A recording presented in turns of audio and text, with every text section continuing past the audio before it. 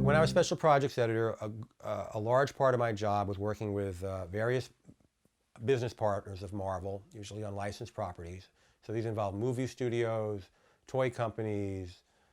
I'm trying to think of the National Football League. You know, we had a whole range of people that wanted a piece of us, basically. They looked at us as a promotion tool, and we looked at them as, well, we could maybe sell some comic books and make some money. So, so anyway, that's how I got involved. And it was usually a lot of fun. It was always interesting to start something brand new. I wasn't doing the 322nd issue of the Fantastic Four or something like that. I was doing this new movie or this new toy and figuring out how to make it work. And every project was different. So like with movies, either the movie company was mostly concerned about adapting the movie in such a way that it accurately reflected the movie itself. So with the movies, I would typically get linked up with some movie executive or people working at the company, usually in their licensing department. They would provide me with tons of photographic reference. You know, anything I needed, I'd get. So sometimes I'd go to the movie studio itself. Like I remember, I think the first movie project I worked on was Rock and Rule, which was an animated feature that was created by Nelvana, which was a studio, I think it was in Montreal. So I went up to Montreal. I sat there. I saw all of the background artwork that was pinned to the wall. They ran the movie for me. The thing they gave me, actually, they gave me an early copy of the movie on a videotape, and I was able to roll through it. Maybe it wasn't a videotape, but I was able to roll through it somehow, and there was time signatures everywhere. So I said, I want that scene, I want that scene, I want that scene, and then they would print out different scenes for me, and then we would piece them together into a comic book. We didn't hire an artist, we just had a production staff. The production staff would piece it together. We made a comic book out of individual stills from the movie. That was unusual. Usually we hired an artist, like we did Labyrinth. We had John Buscema, who was a legendary Marvel artist. John Buscema did the artwork, the pencil artwork for that adaptation. So again, we got tons of photo reference on David Bowie, who was in the movie, and Jennifer Connelly, who was a teenager at the time, who was in the movie, and all the other characters. Got tons of photo reference. Gave it over to John Buscema, and he did a great job. And everything had to go back to the licensor for their approval at some point to make sure we got it just right. And usually it went pretty smoothly. You know, usually it was a pretty good cooperative relationship. And similarly with toy companies, I've already described about Transformers. They would come to us with properties, and they would want it developed, and we'd have to develop the characters and the backstory, et cetera, et cetera. One thing in particular I remember was we did a toy line. I think it was also for Hasbro, and I'm trying to remember the name of it now. And oh, geez, maybe it was these holographic magical characters. Geez, I can't remember them. Yeah. Anyway, we developed that, and it was like initially like 8 toys. We developed that into a comic book, and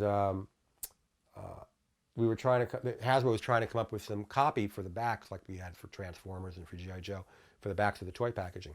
So I said, well, they're magical. Let's give them each an incantation, like a spell, a magic spell. So they said, oh, great idea. Like, you know, who you know, can you get someone to write it? And I said, you know, let me show you. But they didn't know if it would work. So I said, let me show you what I mean. So that night I went home, watched television. During the commercials, I'd write like an 8-line magic spell for each character. And like the next day I said, okay, here's what I'm talking about. And they loved it, and that's what they went with. So so I have a talent for writing magic spells, apparently, at least for Hasbro's sake. On Sectors, I worked with Coleco. I don't remember working with any of the people. I could have. It's possible. I could have had some meetings with the creative people behind the idea of Sectors. I really don't remember. I do remember that we came up with some ideas that they really liked to develop the Sectors universe. So maybe it was Sectors. Did the Sectors have the holograms? Yeah, well, Sectors was a similar thing where we developed this, you know, I brought in some writers to develop a storyline, and I remember writing a lot of it myself, or coming up with some ideas and helping the writer come up with some ideas to put in there. Usually, you know, when it came to animated series, I was pretty much on the sidelines. what their schedule was, our schedule was. I didn't need to know what they were up to. Typically what happened with Transformers, and I'm assuming it happened with Sectors and any other property similar, is that if we were generating story content and character profiles and so on, we would submit it to the toy company, they would approve it, and then they would forward it to whoever needed it. So if they were working with an animation studio, I know this for a fact with Transformers, all my stuff went out to the studio. What they did with it was their business, and in fact they took the Transformers in very different directions after the first year of the animated series, and they still used characters that I developed, but they used them in completely different ways, obviously, because their premise was deviating from what I was doing. I think SuperPro was a challenge. I think we did what we thought was the best job we could with it in developing it, but we just thought that the idea of a guy basically the premise of superheroes in general is sort of silly, like guys running around in costumes and, with these made-up names, if you notice, like in movies, to make them more real, it's very difficult to even hear sometimes the superhero's name or the villain's name as it is in the comic book. They just won't say it, but it kind of takes you out of the reality of it. Well, anyway, I think SuperPro even went a step beyond that. Creating a superhero football player was basically a very fragile idea, to put it nicely.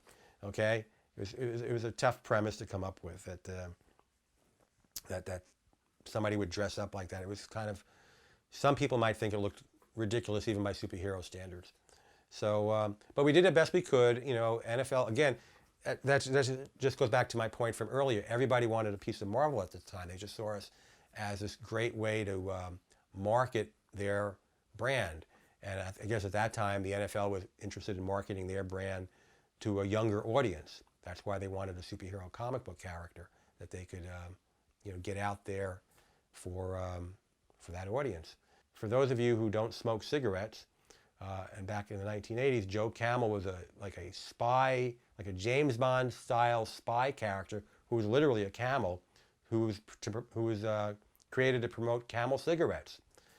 I guess it was, I'm not part of the marketing arm of that cigarette company, but I guess they were trying to market to a certain segment. Well, anyway, they came to Marvel, and Marvel was they wanted Marvel to write like illustrated paperback books. Maybe you would call it a young adult books, or even younger than young adult.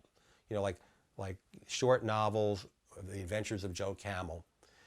And I will say that to an editor, even those who might have been smoking at the time, we all were appalled by the idea that Marvel would be putting out something. We were told, well, he'll never be smoking a cigarette. We're not going to promote cigarettes. It's just going to be stories about Joe Camel. And we just thought that was terrible because, the association is with a cigarette company. And we don't want to be confused by anybody as promoting cigarettes for kids. So the idea was brought to us by a certain executive in the company. I won't mention names. And luckily it died before it ever saw print. Luckily saner heads came to the forefront and said, this is not a good thing for Marvel to be connected to.